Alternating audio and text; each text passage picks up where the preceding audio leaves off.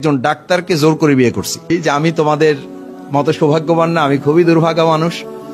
আমি ডাক্তারি পড়তে চেয়েছিলাম, পড়তে পারি নাই। এই ক্ষোভের জায়গা থেকে একজন ডাক্তারকে জোর করে বিয়ে করছি।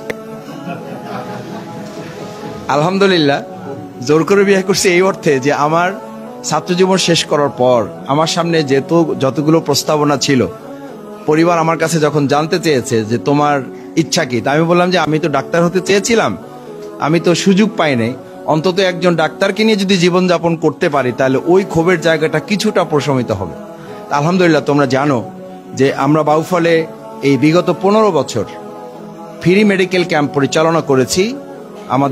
তোমাদের সকলের পরিচিত ডাক্তার জাকিয়া ফারহানা। এটা এই কারণে উল্লেখ করেছি যে এটা একটা বিরাট সুযোগ তোমাদের হাতে এসেছে, যে তোমরা মানুষের সেবা করতে পারবা। তোমাদের বাবা মা, তোমাদের আত্মীয় স্বজন, পরিবারবর্গকে তোমরা সেবা দিয়ে তাদের দোয়া পাওয়ার এটা একটা বিরাট সুযোগ।